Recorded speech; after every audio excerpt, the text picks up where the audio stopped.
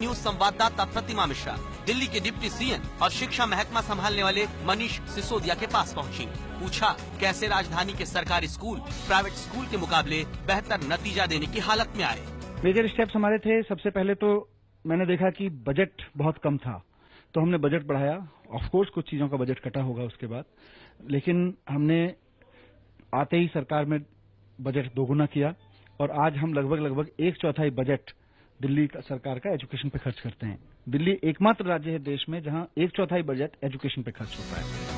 मनीष सिसोदिया सच कह रहे हैं, क्योंकि दिल्ली सरकार का कुल बजट जहां 48,000 करोड़ था, उसमें शिक्षा के लिए 11,300 करोड़ रुपए रखे गए। लेकिन सवाल ये है, क्या सिर्फ शिक्षा के लिए बजट बढ़ाने से सरकारी स्कूलों का स्तर प्राइवेट स्कूल से बेहतर हो सकता है? क्योंकि बिहार में शिक्षा के लिए कुल बजट का 17% खर्च किया गया, लेकिन वहाँ तो बिहार बोर्ड के 12वीं के इम्तिहान में 12 लाख में से 8 लाख छात्र फेल हो गए। तो क्या दिल्ली में सरकारी स्कूलों की कछुआ छाप इमेज को सुधारने के लिए कुछ और प्रयास हुए?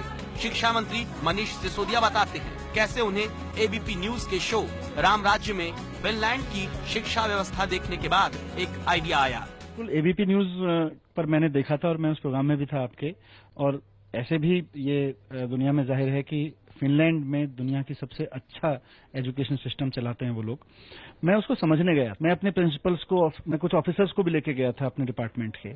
उन्होंने भी उसको देखा, वहां से आके कुछ अच्छी चीजें हमने इम्प्लीमेंट की कि एक्टिविटी ओरिएंटेड लर्निंग कैसे हो। हम सिर्फ किताबी पढ़ाई करवाते रहते हैं अपने स्कूलों, और बच्चा बोर होता रहता है, तो उसको एक्टिविटी ओरिएंटेड लर्निंग में कैसे बदला जाए, ये फिनलैंड से सीखने की जरूरत है और पूरे देश को सीखने की जरूरत है। हमने दिल्ली में उसके काफी प्रयोग किए हैं पिछले 2 साल में। हम टीचर को एक 3rd ग्रेड कर्मचारी नहीं मान सकते, टीचर पायलट है एजुकेशन का, हमें टीचर पे ध्यान देना पड़ेगा। तो ये सारी चीजें हमने वहां से इम्प्लीमेंट की। फिनलैंड का नाम दुनिया में क्यों शिक्षा व्यवस्था के लिए हमेशा सबसे ऊपर लिया जाता है, ये भी आपको बता देते हैं। फिनलैंड में शिक्षा का जोर परखने पर नहीं, सिखाने पर होता है। शिक्षकों को पढ़ाई के लिए नए प्रयोग करने की आजादी होती है। कोई प्राइवेट स्कूल वहाँ नहीं, वहाँ धीमी गति से सीखने वाले बच्चों के लिए खास स्कूल होते हैं। बच्चों को हर घंटे पढ़ाई में से 15 मिनट खेल के मैदान में गुजारने होते हैं। फिनलैंड का शिक्षा मॉडल समझने के बाद दिल्ली के सरकारी स्कूलों की हालत सुधारने के लिए मनीष सिसोदिया ने कई प्रयोग किए, खासकर शिक्षकों को लेकर। कई प्रिंसिपल और टीचर को कैम्ब्रिज यूनिवर्सिटी से लेकर सिंगापुर और फिनलैंड तक भेजकर खास ट्रेनिंग करा। ऐसी ही ट्रेनिंग करके लौटी मैथिली बेक्टर से हम मिले, जो दिल्ली के सर्वोदय विद्यालय की प्रिंसिपल रही हैं। मैथिली बताती हैं कैसे दिल्ली के सरकारी स्कूलों में शिक्षा का स्तर सुधारने की कोशिश शुरू हुई थी। एक लर्निंग गैप की समस्या काफी रैम्पेंट थी और 9th स्टैंडर्ड में बहुत हाई रेट ऑफ फेलियर्स थे। उसको समझा गया एंड एक जैसे कहते हैं कि स्पॉट ट्रीटमेंट वहां से शुरू हुई। एंड नाउ जितने भी जो एकेडमिक अचीवमेंट के जो पिटफॉल्स थे, शॉर्टफॉल्स थे, धीरे धीरे सभी कवर हो गए हैं। दिल्ली के सरकारी स्कूल की प्रिंसिपल रही मैथिली हमें सरकारी स्कूलों में चलाई गई योजना चुनौती के बारे में बता रही थी। इस चुनौती योजना और दिल्ली के सरकारी स्कूलों को कछुए से खरगोश बनाने के लिए और क्या प्रयोग हुए हैं, इनकी पूरी जानकारी आपको देते हैं। दिल्ली के सरकारी स्कूलों में छात्र बेहतर नतीजा दें, इसलिए सरकार ने चुनौती योजना शुरू की थी। इस योजना के तहत बच्चों के शैक्षिक विकास के लिए उन्हें 3 वर्गों में बांटा गया। तीसरा वर्ग उन बच्चों का था जिन्हें पढ़ने लिखने में काफी दिक्कत थी। इन बच्चों को पहचान कर एक तय समय में सुधार की कोशिश शुरू हुई। शिक्षकों को स्कूल के गैर शैक्षणिक कामों में अब नहीं फंसाया जाता। मतलब ये कि स्कूल के रखरखाव की जिम्मेदारी अब शिक्षक पर नहीं होती, ताकि टीचर सिर्फ पढ़ाने पर ध्यान दें। अच्छे प्रिंसिपल को कमजोर स्कूलों में भेजा गया ताकि वहाँ भी अच्छे नतीजे मिले। गर्मी की छुट्टियों में बच्चों की एक्स्ट्रा क्लास और समर कैंप लगाए जाने लगे, जो अब तक सिर्फ निजी स्कूल में होते थे।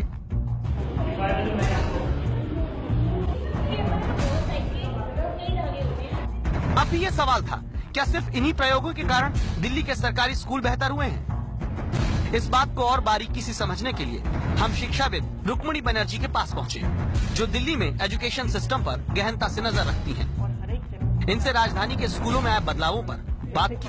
रुक्मणी सरकारी स्कूलों में एक और अहम प्रयोग के बारे में बताती हैं, जो दिल्ली में हुआ। तो ये मेंटर टीचर्स ऐसा एक कार्डर बना है, हर एक के पास 5 स्कूल है, तो बहुत ज्यादा स्कूल्स भी नहीं है।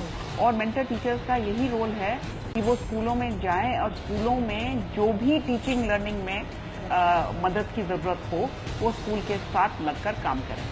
इससे एक और फायदा होता है कि वाइड स्प्रेड जो भी प्रॉब्लम्स हैं वो ये 200 लोग एक जगह पे ला सकते हैं और उनकी समीक्षा हो सकती है, उनका डिस्कशन हो सकता है और फिर जो भी निर्णय लिया जाता है फिर वापस जाकर स्कूल में नॉट ओनली इंस्ट्रक्शंस भेजे जाएं बट उनके हाथ पकड़ने के लिए भी लोग हों।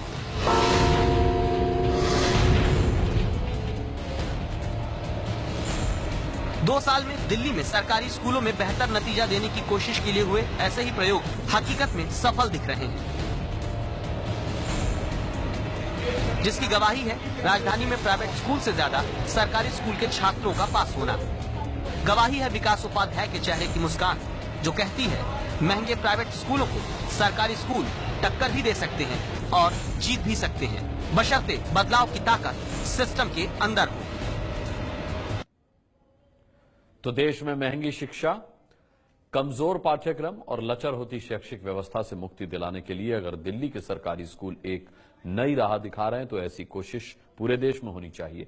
देश में एक शिक्षा, एक फीस, एक पाठ्यक्रम लागू होना चाहिए जिससे सभी छात्रों के साथ एक जैसा शैक्षणिक विकास किया जा सके, कोई महंगी फीस न ले सके। एबीपी न्यूज की इस राय से आप सहमत हैं तो घंटी बजा दीजिए।